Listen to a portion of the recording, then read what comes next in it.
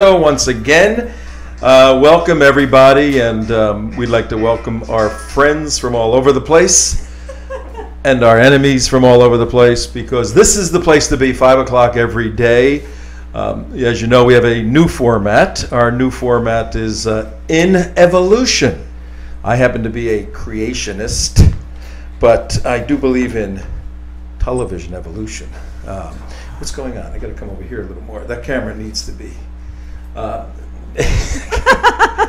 when somebody gets a chance, we got to just fix that little camera there because I moved my seat.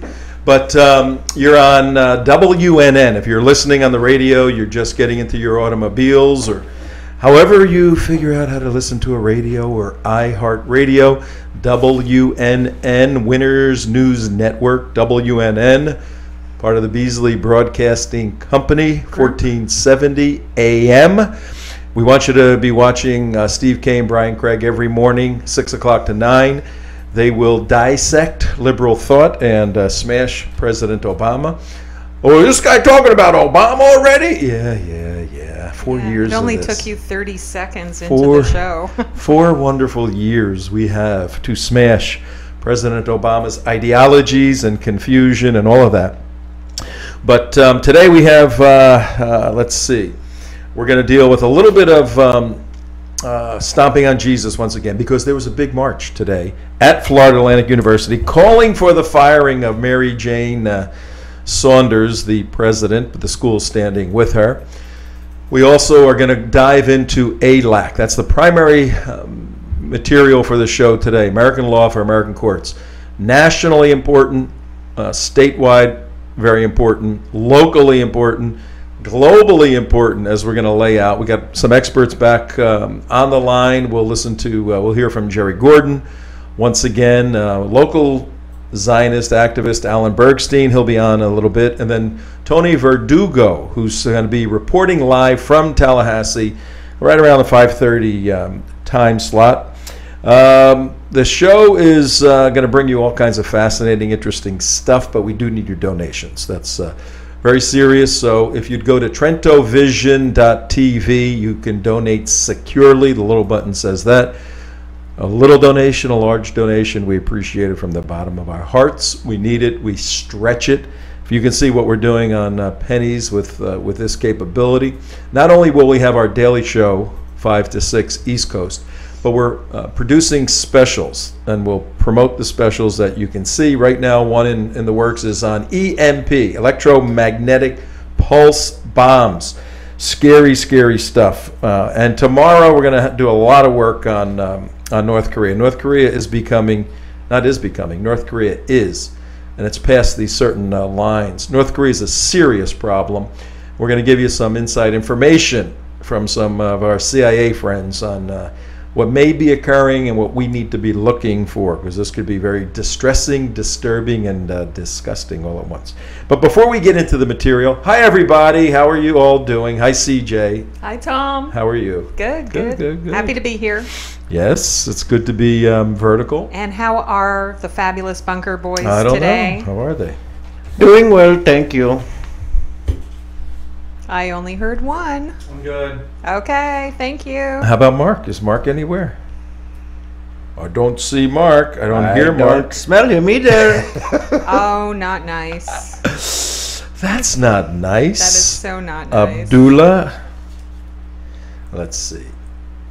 No. I have chit-chat here. J. Mark, the disembodied voice, is not here today, but he will be back on Monday.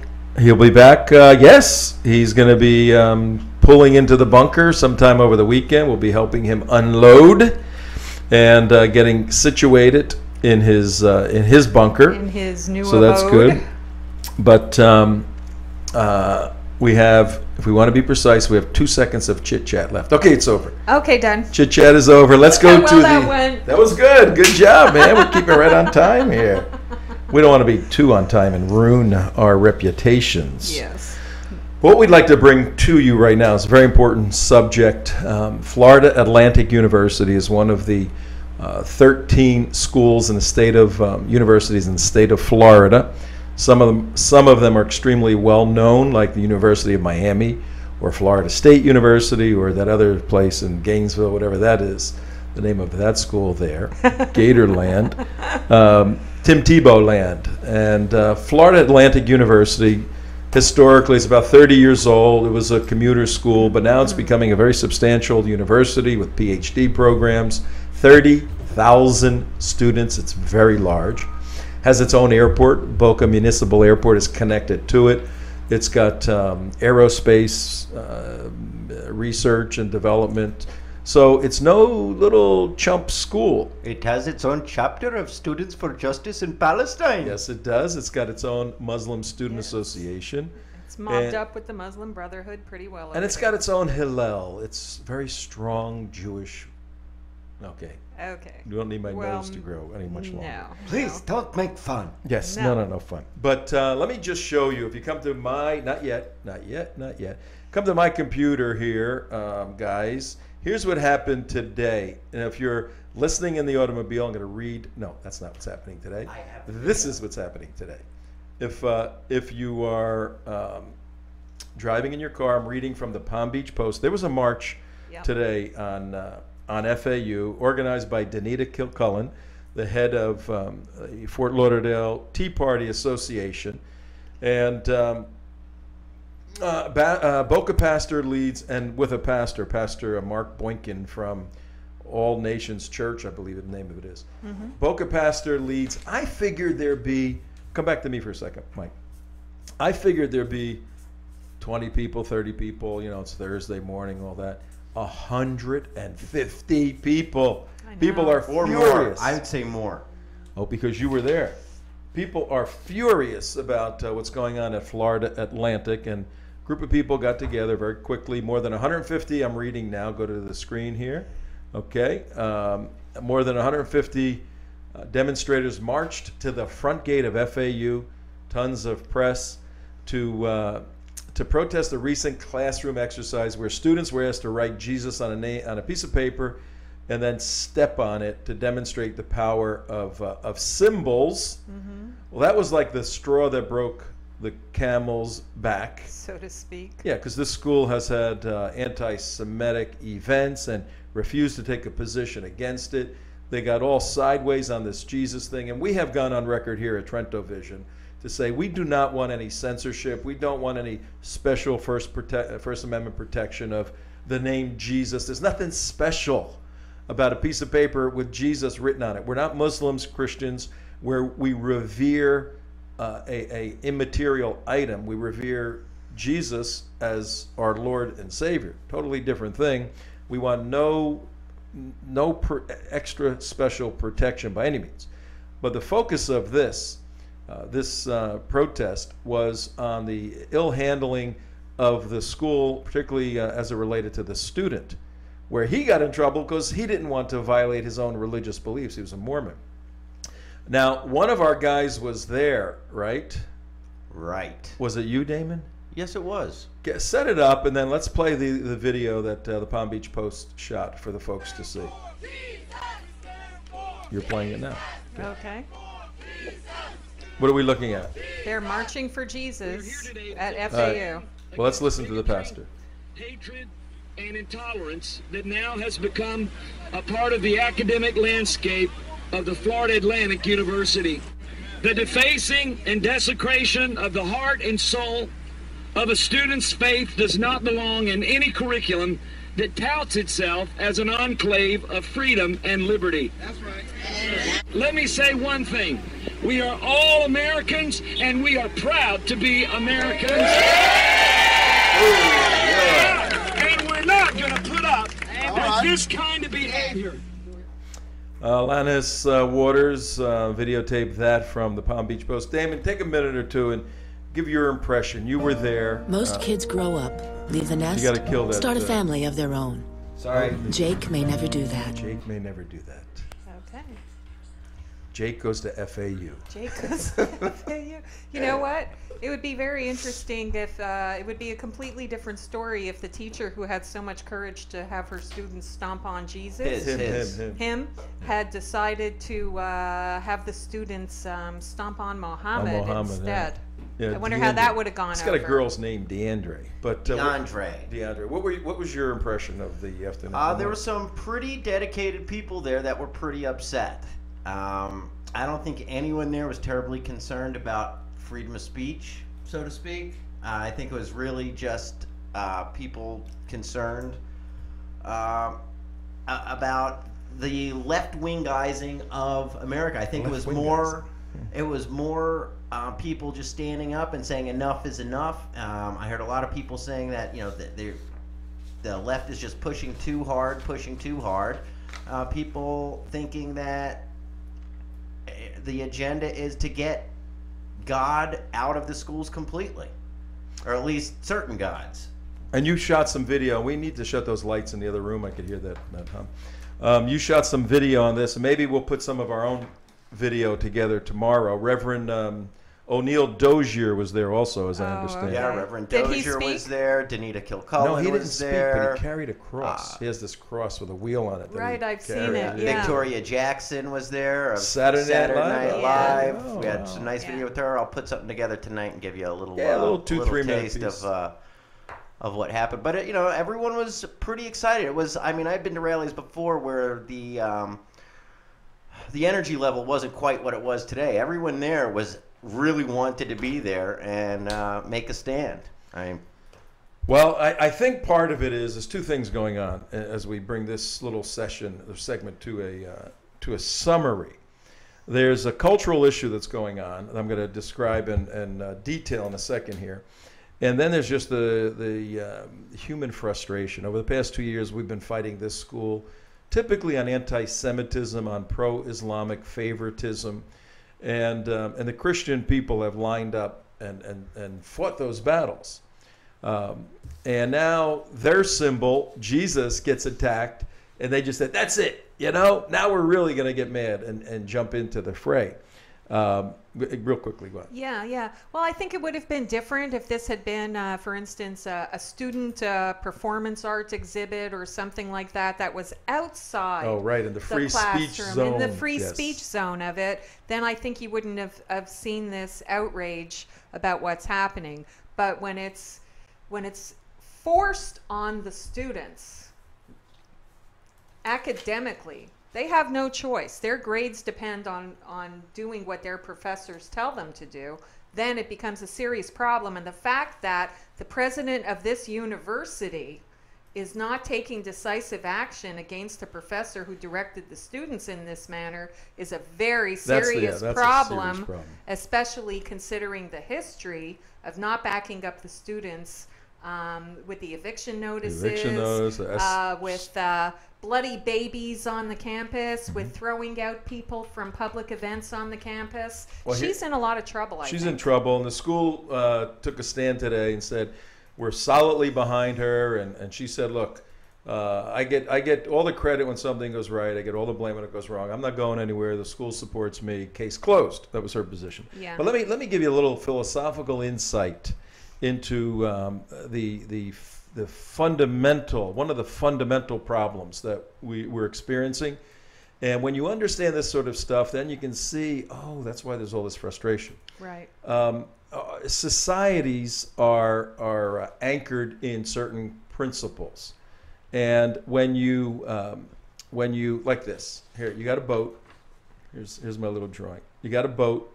Looks like a light fixture. And the boat has an anchor right here. Right. The boat is anchored. The boat society is anchored to certain principles. Mm-hmm. When the boat is anchored to certain principles, then it's a steady experience on the boat. Society functions. When you, for whatever reasons, cut your anchor away, here's the anchor, here's the boat, somehow it got culturally cut away, then the boat starts to go out by itself with no anchor, and you get this sort of thing. The anchor's here, and the boat is just sailing freely wherever society. And some people, like this guy says, yeah, baby, this is it. And other people who are conditioned to these cultural principles that no longer connect people's activity to foundational principles, they go, no. No. And what you're seeing for the They say conservative no. Jews, the conservative, this is us, Yeah. and the liberals here wanting a new experience, a new Yeah. ride.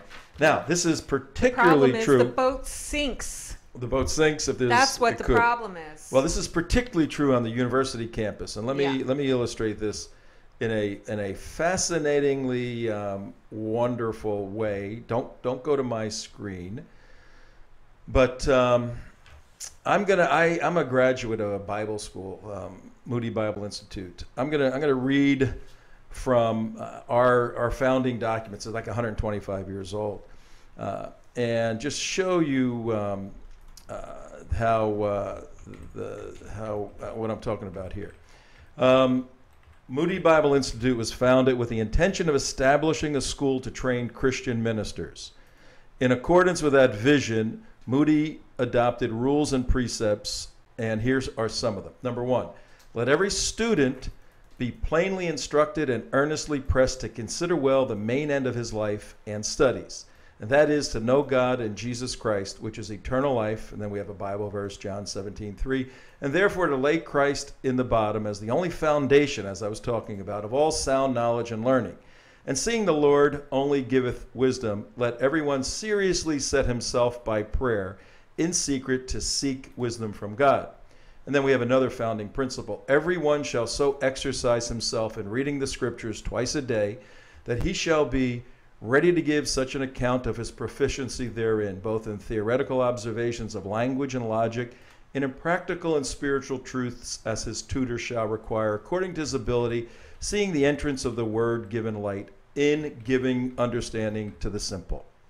All right, those are the couple of the founding principles of, I'm sorry, did I say Moody Bible Institute? Mm-hmm. I'm sorry, come to my screen. Those are the founding principles of Harvard University. In what year? 1636. That's right. Those are the founding principles of Harvard University, not Moody Bible Institute.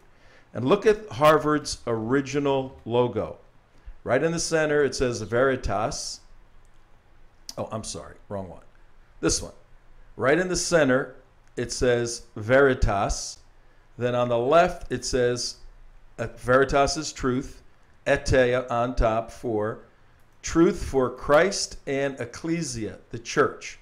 Harvard was built to teach people truth about Christ and the church. Look at Harvard's symbol today. Veritas. The Christ came out, the church came out, and for about 200 years, the school focused on training people to be in the ministry. And then as the age of enlightenment came around, and Karl Marx came around, and Charles Darwin, and all of this, it made its way into the universities, and they said, we've got to cut that anchor to the past, and now we need to move ahead in a more enlightened fashion. And it's beautifully illustrated, this cultural shift by the preeminent school in the United States that started out anchored to these principles, and now, as many people would say, floats adrift around the world. Harvard University. Very interesting. Isn't that interesting? Yeah. All right. Well, what's even more, well, I wouldn't say more interesting, what's even What's as also interesting yes, is the situation we're dealing with up in Tallahassee today. Mm-hmm. American laws for American courts. And all of this came about because yesterday, 3 attorneys, if you can come to my screen, Mike, 3 attorneys, and if we can, in about a minute, we're going to get Alan on. 3 attorneys, Attorney Barkley, Osorio, and Simon. Barkley's with the ADL, Anti-Defamation League. Osorio is with a firm out of Miami that does international law. And Howard Simon is with the ACLU, American Civil Liberties Union. They attacked this bill, and they focused their argument in a totally spurious, false, confusing way, saying that Jewish people are going to have their divorce laws threatened by this bill in Tallahassee. We spent a lot of time by way of review yesterday on that, so we don't need to go back into that. But what is interesting, if you can get Alan on the phone, what is interesting is Alan Bergstein, our Zionist warrior friend, Yep. wrote a letter in response to this, and it was published today in the Sun Sentinel. I know. So we're going to get him on the phone. I just want to hear a quick comment on his understanding, and then we're going to go. I'm going to go through the bill a little bit because this is so important. We have all of the country looking at us right now. Alan, are you with us? Yeah. Hi, it's Tom, Excellent. CJ, and the boys. Hi, Alan. Alan. Yes, I'm here. Okay, great. I just explained to everybody that you wrote a letter in response to the ridiculous article that the three lying lawyers wrote about American laws for American courts, Senate Bill 58, yesterday in the Sun Sentinel. Just take a minute. Tell us about your article, why you wrote it, and what the thrust of it is. Okay. Yesterday, there was an article, an op-ed piece in the Sun Sentinel written by three attorneys. One was representing the Anti-Defamation League, which is supposed to be for Israel. The other one was from the ACLU, which doesn't represent Israel. It's anti-Israel. And the other one is from the International Law section of the Florida Bar Review. What they did is they said that there's a law up in Tallahassee now, Senate Bill 58, which will prevent foreign law from entering into the Florida judicial system. Florida law entering the judicial system would mean that our Constitution, both of them, the Florida and the American Constitution, would be superseded by foreign law. And they proceeded to give instances where, for instance, if a person in Israel received a divorce or get, it wouldn't be recognized in this country. Well, I don't think that any foreign laws are recognized in this country as it stands today. You know, we have our own laws. So I took umbrage at this, and I wrote a letter to the Sun Sentinel yesterday disputing their claims. And what was your main point? And everybody listening out there, Alan he's not paid by any organization. I mean, he just fights these battles in and of himself, joins with us and others doing it. But by way of example, you sit down, you write a letter, you send it in, and it gets published. People read it, and their minds change. What was the main thrust of, in a sentence or two, of your article? I couldn't get you. Who is the what, Tom? What's the main thrust of the main thrust? The main thrust is, and this is the fear of you and many of others of our ilk, is that Sharia law is slowly but surely encroaching on our judicial system in this country, and it's being accepted more and more by jurists, by judges, and I'm concerned that, for instance, these people say that we should bow down to foreign law because people come to this country and they're at askance. They're horrified that this country doesn't recognize their divorce laws and such. I put in my letter, what happens if a guy comes here from Saudi Arabia and he traipses in with 4 wives? And he says, I want you to recognize my 4 wives. Right. It's a good point. We don't do that in this country. That's a good point. We have They're laws already against it, dealing yeah. with that in Great Britain. Yep. And they're putting all the wives and all the children on welfare. Well, what happens, another thing that I didn't put in my letter because I didn't want to make it too complicated for the Sun Sentinel because they would have thrown it in the garbage. What happens if a Muslim comes here and says, in my country, in Iran, the Jews, or let's say he comes here from Saudi Arabia, in my country we don't permit Jews, therefore I won't permit Jews to live in my building, or I won't permit Jews to be customers for my store. He says, and I'm basing it on Saudi Arabian law. What do we do then? Well, yeah, I mean, the three amigos here, the 3 stooges, they're going to argue, oh, we already have laws against that, and well, we do have laws that adjudicate that, but there are areas of laws, there are areas in society where our laws are not covering. Thus, the reason for SB 58. All right, Alan, thank you anyway. Just a quick call. Hey, thanks, Tom. We want people to Thank you, Alan. You to motivate a lot of people out there to get involved, get active. That's Alan Bergstein down in Boca Raton. Thanks for having me on. Our pleasure, absolutely. You take it easy. Love you. And Bye-bye. that's why the bill specifies certain cases. Right, exactly. Not all of them, just certain ones. Certain cases. Yeah, Now, and the reason why we're outraged about this letter from these three amigos to the Sun Sentinel is because they're deliberately trying to scare people Misrepresenting, and trying to scare you, all that misrepresent what the bills are actually about. not yet. So. All right, now come to my screen, Mike. This is for everyone out there. If you're driving in your automobile, I just pulled up the website of the Florida Senate, and everything done in government now, certainly on a municipal level, state level like this, is available online. There's a tornado outside the bunker right now. Oh, great! I can hear it.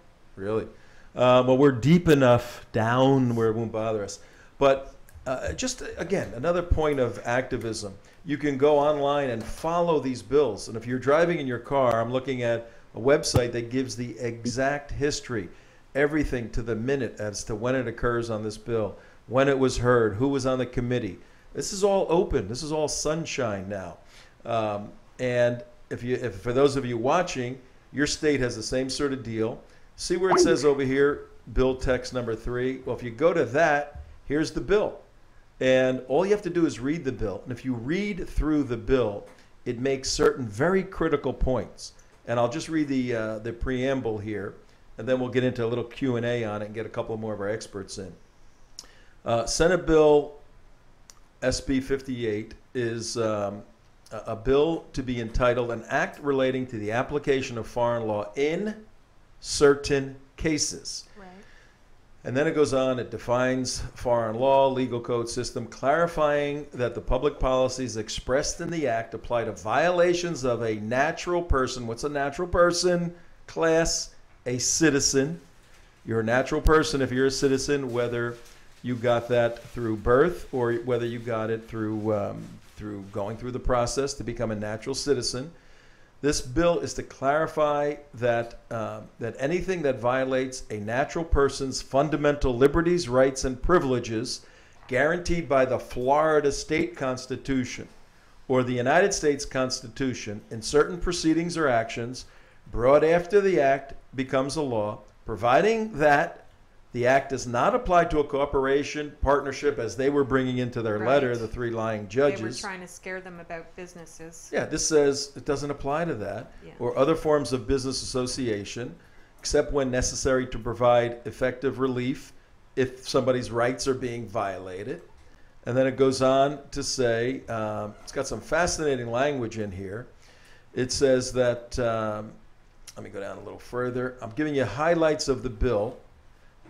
Reading from the bill, not doing what the three lying lawyers did. They selectively pulled information out. Yeah. While the legislature fully recognizes the right to contract freely under the laws of this state, it also recognizes that this right may be reasonably and rationally circumscribed pursuant to the state's interest in protecting and promoting what? What do we see? The same theme. Liberties, rights, and privileges granted under the state constitution and the U.S. Constitution. This law is to guarantee the state constitution and federal constitutional rights of natural citizens, particularly citizens from another country, who one party in the relationship is trying to use the state of origin, the country of origin, Saudi Arabia, the Sudan, Italy, Denmark, whatever, to violate the constitutional rights of an American citizen. Florida's saying it ain't gonna happen that way, folks. So that's the gist of this whole law, and it goes over and over. This language sometimes gets redundant, but it goes on to say this section may not be construed. May not be construed. That means there's no way in the world you can use this law to do the following: require or authorize any court to adjudicate or prohibit any religious organization from adjudicating ecclesiastical matters. That means what? If the Catholic Church has a policy about selecting deacons, and a deacon violates their policy, the state of Florida is saying this law doesn't apply to that. This law has nothing to do with that. There may be other laws somewhere you know, if the guy was drunk or whatever. There may be other laws, but this law has nothing to do with that. Whereas there are certain groups, Muslim groups, and the ACLU and the ADL are trying to scare everybody to say, oh, Jews can't divorce, and Catholics can't do this, and Muslims can't, you know, pray on their prayer rug. And it goes on. This law has nothing to do with ecclesiastical matters, including but not limited to the election, appointment, calling, discipline, dismissal, removal, or excommunication of a member, officer, official, priest, nun, monk, pastor, rabbi, imam, or any member of the clergy of a religious organization, or determination or interpretation of the doctrine of the religious organization, and it goes on. So it's very clear that this law has nothing to do with the individual religious relationship of any member of any religion in the state to one another, unless there's a violation of that person's constitutional rights. So, it's redundant there. All right, now I'm going to bring you to, this is a lesson in jurisprudence in the state of Florida, writing a critically important law. We have 4 states right now. You have this in your deal. We have 4 states that have passed this law already. Tennessee has passed it several years now. Louisiana, several years. Arizona, a year. Kansas, a couple of years. 4 states have this same exact law in effect, no problems anywhere, and it's preventing it's preventing problems. It's preventing the violation of someone's constitutional rights. There's been no constitutional challenge. It's constitutionally sound. The 3 lying lawyers didn't tell you guys that, did they? No, they didn't tell you. No. Well, the law is in effect, and there are no problems so far. And if they got on the phone and I invited them to come on the show, they don't want to come on the show, they would say, well, it hasn't happened yet. There's going to be a problem in the future. Yeah, okay. Well, we'll cross that bridge when we get to it. In the first place, there's no need for it, but in the second place, when there's a problem in the future, which there will be, then this won't address it. Yeah, exactly. So there's great logic on their part. Yeah. Let's get to Jerry. Call Jerry. I got one quick question for him, and then we're going to have get a late-breaking report from another gentleman who's in Tallahassee right now. Yeah. Hello there. Jerry, how are you today? I am okay today, guys. Okay, we talked to Alan Bergstein a little earlier regarding the letter he wrote to the Sun Sentinel on Senate Bill 58. And right now it's in committee. We don't know when it's going to be voted on. But Alan, again, stressed the point that if you come to America and you become naturalized, whether being born here or going through the process, and someone is trying to use a foreign law against you, then the Constitution of Florida and the U.S. Constitution prevail in that case and provide you with certain basic liberties. You've done a lot of work on this. We just need you to tell our audience, we have a little bit of a new audience today, what the rationale is for supporting, on the Senate side, Senate Bill 58, on the House side, 351. What's the rationale? Well, the rationale is primarily to assure the individual guarantees under the Florida state and U.S. Constitution for protection of what we have taken as basic constitutional rights and liberties in that regard. For example, in the op-ed that Rabbi Hausman and I went over last night that we've submitted to the Sun Sentinel today, the 3 authors of that particular diatribe that was published yesterday point out that the bill would require Florida officials to take any Jewish person divorced in Israel, including Israeli nationals living in Florida or Jewish Floridians with dual citizenship, that if you live in Florida, you will not be able to rely on any legal proceeding, contract, or court ruling secured in Israel. Well, it's a total bollocks as a matter of his words law. Carefully. Yeah, that's right. As in, it's a lie? I think you might call it that. It's a fancy word I learned from my English friends. Bollocks means a total screw-up. Okay. And they also, as we point out, none of these 3 members of the bar are credentialed to opine on Jewish religious law regarding domestic matters such as divorce, prenup, or child custody. issues. And that, in fact, is the committee up in Florida, headed by Eleanor Sobel, who I think hails from the Fort Lauderdale area, that is supposed to be hearing this legislation in committee. And as we pointed out, that this lesson should not be lost on her or the ranking vice chairman, who is ironically the sponsor of the legislation, Senator Alan Hayes, in that direction. Jerry, I got one more question for you, for the audience, then we'll let you go. Sure. Facially neutral. That term is coming up for Senate Bill 38. What does facially neutral mean? It means there's no mention whatsoever of any religious or ecclesiastical law whatsoever. It is strictly directed at those foreign laws that basically are in violation of what we take as individual constitutional rights and liberties here in the United States. So if a Muslim says this law is designed to stop me from practicing Sharia, what's the answer to that question? Totally bogus. And in fact, they have admitted in the past that it has nothing to say about Islam or Sharia. Now, period. Okay. Now, if they are practicing Sharia, particularly, let's say there's a divorce and the husband gets 100% of the settlement. I think in Florida it's 50-50. And the wife is there, and the husband says, "I'm sorry, we were married in the Sudan, and I get 100%, and I get the kids, and there's no question. So that's the way she married me there. That's the rules. That's the way it is. And we happen to live in America. We're citizens now, but we're going back to where we got married. How does that work out?"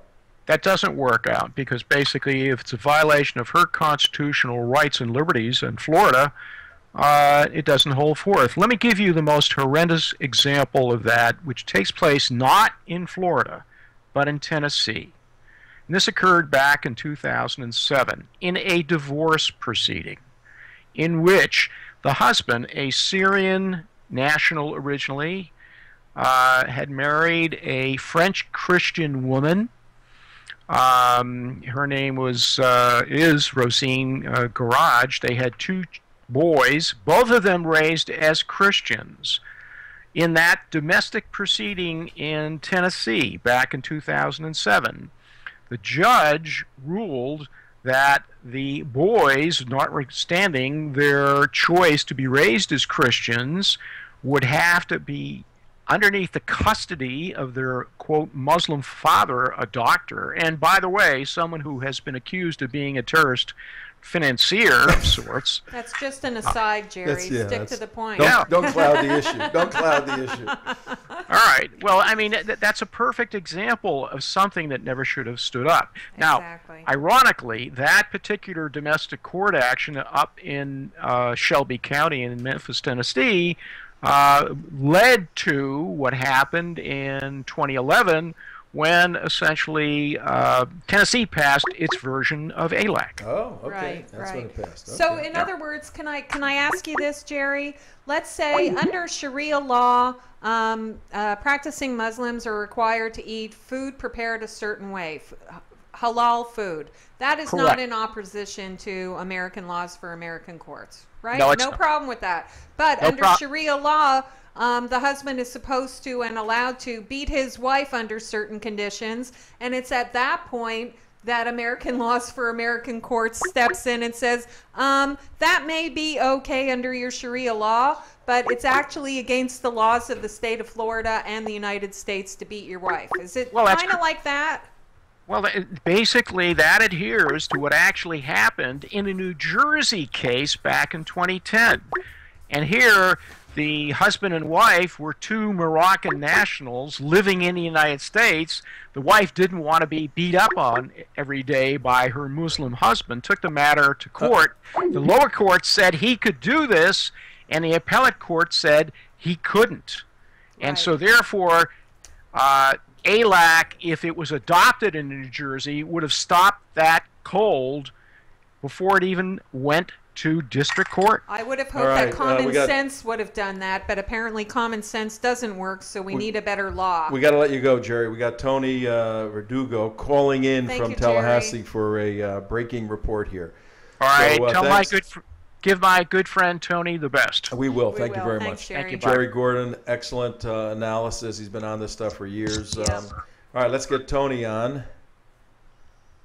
Do we have him? I heard No. the little bubbling. Yeah, give me a second. Yeah. I'm going to call him back right now. I thought we were going to call him, but Yeah. He was calling in. okay, Okay. He may have some good information. Yeah. But that woman who, the Muslim woman, if she doesn't care that her husband gets 100% and gets the kids, Right. then the state isn't Then going to that's force fine. her. The state isn't going to enforce that upon it's her. going to say if you choose. And if she decides that she wants to go ahead and be beaten every day, the state isn't going to interfere either. Unless it finds out. Unless because it, that, yeah, well, no, because if she's an adult, they're not going to interfere. Yeah, If she were that's a an interesting child, one. they would interfere. That's an interesting one. Yeah. Yeah. If she Yeah. doesn't, if that's how they run their life. Yeah. Yeah, absolutely. But the point is that this law is applicable if the individual wants to maintain and protect their First Amendment. Automatic voice message system. Yes. Yes. Their liberties, their constitutional They have the stated- right under this law to limit their own personal Yes. liberties under the law. Yeah, and it doesn't affect if a Muslim wants to go pray in his house on his prayer rug, fine, no big deal. Yeah. If he wants to, wrap It's the prayer not rug saying- around yeah. his wife, well, it wouldn't even be. I mean, those would be a different set of laws. Yeah. If you want to strangle her with it, that's a different set then of we're laws. talking about criminal issues. Yeah. All right. Well, people say, "Well, do you really need this thing?" Mike, come to my screen for a minute while we're getting Tony. This is a year ago. This happened. Judge rules against atheist attack in costume. You may remember this. It was in Mechanicsburg, Pennsylvania. A group of atheists were walking in a Halloween parade. One was dressed as a zombie. Your call has been forwarded to an Right. automatic voice. One was dressed as a zombie Mohammed. He dressed up as Mohammed as a zombie, and he's How walking. does anybody know what Muhammad Yeah, I looks don't like? How know, did anybody know it was Muhammad? I think he had a little sign, Mohammed. The I am Mohammed zombie? Yeah, they're atheists first of all. Uh-huh. It's a Halloween parade, so they're probably a little drunk up. Tipsy. Yeah. Mhm. And so they had to kind of put signs on as to what they were. Right. So they're walking down the street, and they're just having a good old time. And out of nowhere, some guy comes and attacks the atheist who had Mohammed Zombie on, and he beats the hell out of the atheist. The Muslim beats the hell out of the atheist. Mm-hmm. Police come, they arrest him, all of that. They go to court, and in court, the Muslim man and they both called, and they go to court, and he talked to both. Mr. Pierce has Voice message. Mr. Pierce, the judge said, Mr. Pierce was the atheist, Ernie Pierce, and the Talag Alabani was charged with harassment, but the district court judge, Mark Martin, he threw the case out, and he criticized the atheist, Mr. Pierce, the victim. Right. He called him a doofus. It's on, he called the defendant, the plaintiff at this point, the victim, a doofus, and he said that he had done several tours in the Middle East in the service, the judge, and that Pierce, the atheist, would be put to death in those societies for his crime. Mm-hmm.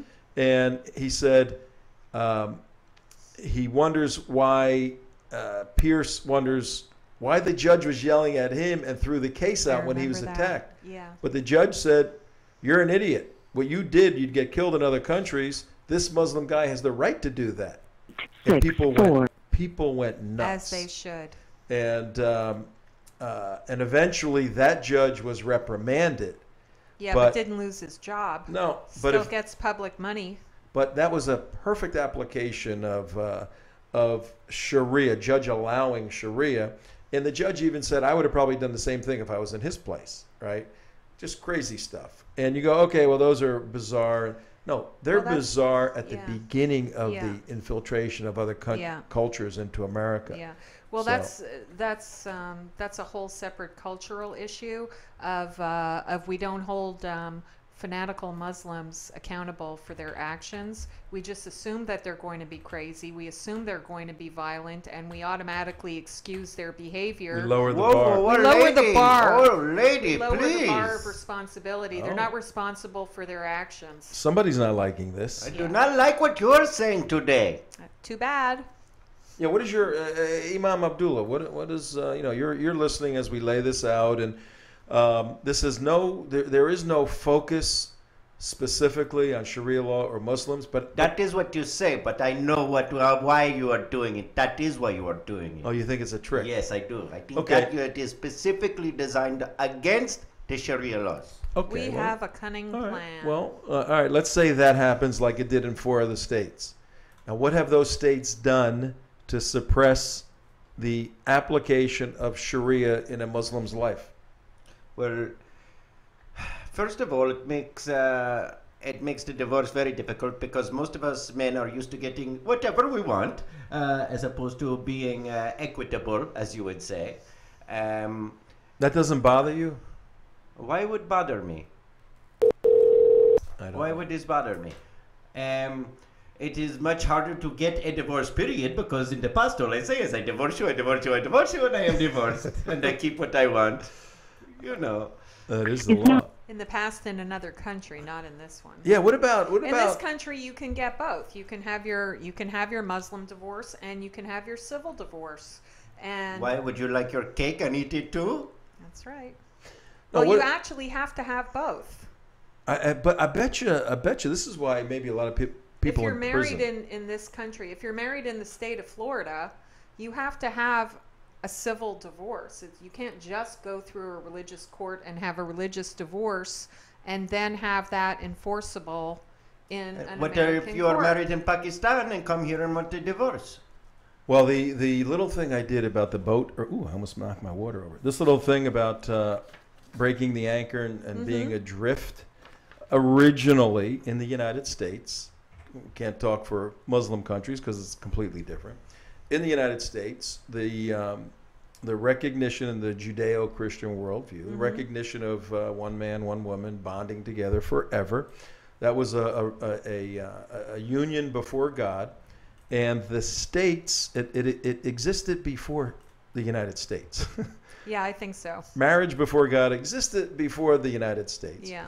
And our founder said, we as a civilized society that wants order and stability, we need to recognize this special union, a man before God, and we will recognize it on the civil end. People want to get married, we'll recognize it on the civil end. And as we have drifted away, now we've just ripped out the essence of marriage, God bringing a man and a woman together for eternity. Or a man God's- and 4 women.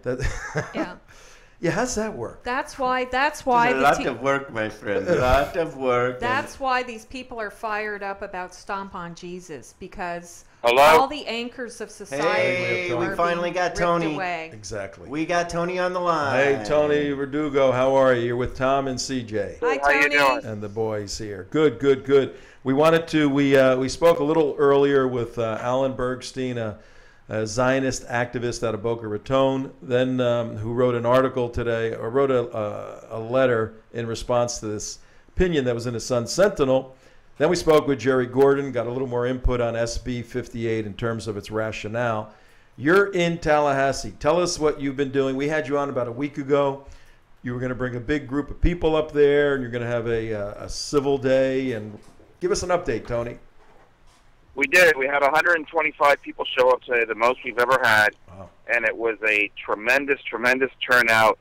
We lobbied on 2 bills, and one of our legislative priorities this year was ALAC, American Laws for American Courts, and we were extremely successful. We know of at least right now, we're still tabulating the results, but we know of at least a dozen new co-sponsors who signed on today as a direct Oh, result wait a of minute, our- wait a minute. This is breaking news. Wait a minute. You took your group up there. What's the name of your group again, and how can they get in touch with you if people want to get in touch with you? Yeah, CFC, or Christian Family Coalition. And they can actually, the best way to do it is if they go to our website, which is cfcoalition.com. That's C as in Christian, F as in family, coalition, COALITION.com. All right, so you brought, what were the age span of the 125 people? That's a lot of people. Oh, I mean, we had 15-year-olds all the way up to, I would say, about 60. Wow, and you took them up. I know you had a one fee for the bus ride up, the hotel, the food, sort of a fun day, and they go and learn the process up there. So you selected Senate Bill 58, this American Law for American Courts, as one of the items. Did you have material you handed out? What was the material? We did. We had a packet of information. We first trained our lobbyists in Miami. And then afterwards, we went ahead and sent them out there. They met with their own representative and their own senator. Now, after they finished meeting with their own representative, their own senator, they met with others as well along the way. And what we gave them was a packet of information that addressed the questions and answers that might come up during the lobby visit, as well as what we call a leave-behind sheet. That's a sheet for the legislator that they can go ahead and look at while they debate the bill, either in committee or on the floor of the House or Senate, and they can refer to it. And these are just basically key talking points to help them out. And so our folks were trained in Miami, went up there, understood the issue, knew how to discuss it, and left a leave-behind sheet because, a lot of times these representatives and senators meet with a lot of different folks, and they can't remember everything. Right. Can't be expected, certainly. So we leave them a sheet that they can refer to. It's a guideline for them, the guidepost, if you will. Tony, hi, this is CJ. I'm wondering, it seems like the opposition to SB 58 has really been coming from atheists, Jews, and Muslims, but no Christians. Do Christians feel threatened by American laws for American courts? Is that a threat to your religion in any kind of way? Because the Muslims and the Jews seem to think, or they're being told that they should be concerned about their religious liberties. Yeah, I got to tell you something. I think that those who oppose it are really blurring reality in a serious way, because we had 125 folks come out today. And by the way, amongst those who were advocating for American law, for American courts, were not just Christians. We also had several members of the Jewish faith who were there and who were openly supporting co-sponsorships and the passage of this much-needed bill. So the Christian community really gets it. They understand the threat of foreign law, and they understand also the need for it. I mean, when you look at studies that have been done, I think Center for Security Policy out of Washington, D.C. released a study where it said that 50 instances have been identified where foreign law was applied in more than 23 states. There's a need. There's a pattern here, and we have established the problem, and now we have presented the solution. So Christians get it. I think even some members of the Jewish faith get it. I think those that are speaking out against it really do not represent the majority.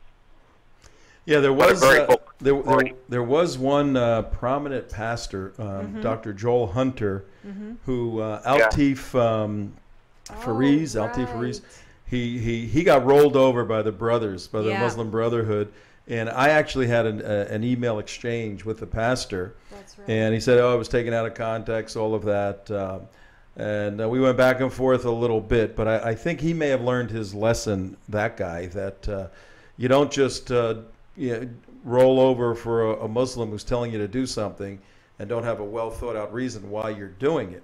But you said you got 12 additional sponsors for the bill on the Senate side? Is that what you're saying? No. 12 additional, at least. I mean, the numbers are still being tabulated. Understand, we probably went to see over 50 elected officials today, and or their representatives. So, I mean, we went to almost, over a quarter of the entire legislature, at least 50. So results are still being tabulated, but yes, right now, preliminary results indicate that at least a dozen new co-sponsors in the legislature were identified today. Wow, that is These tremendous. are people That's in who the House signed and the their Senate. Yeah, you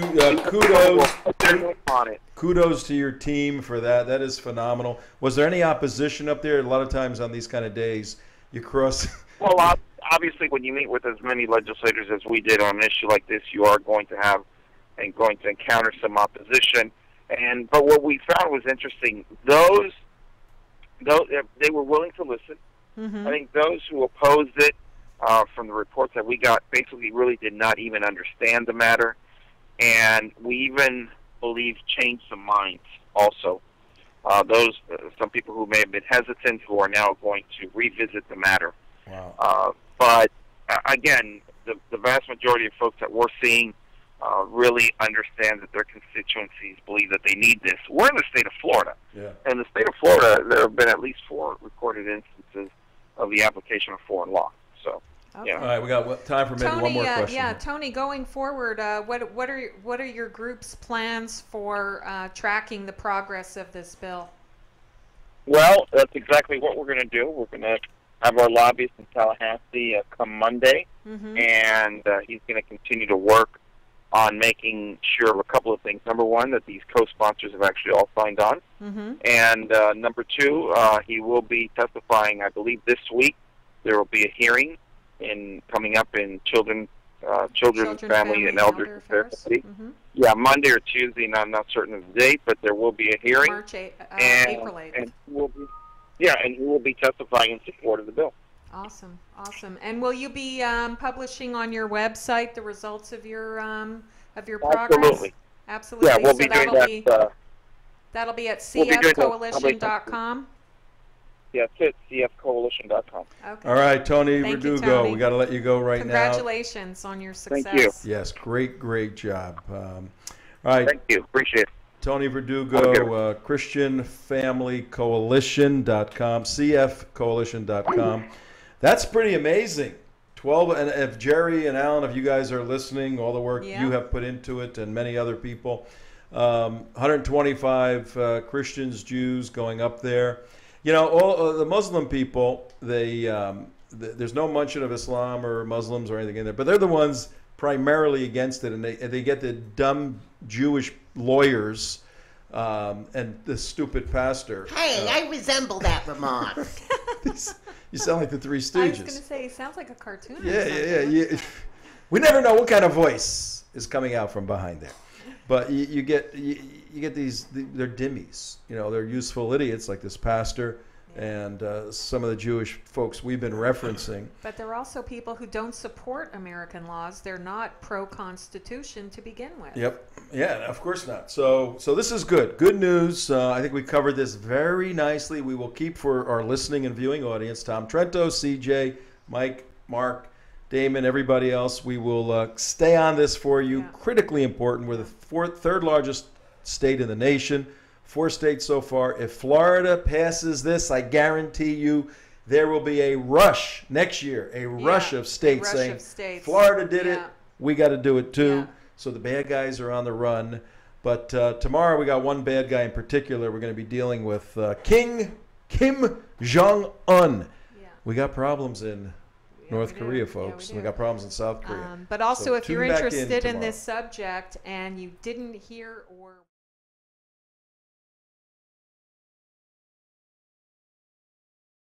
check the archives for part 1 of American Laws for American Courts. And this is part 2, and we're parting ways right now. Bye-bye. See ya. Thank you.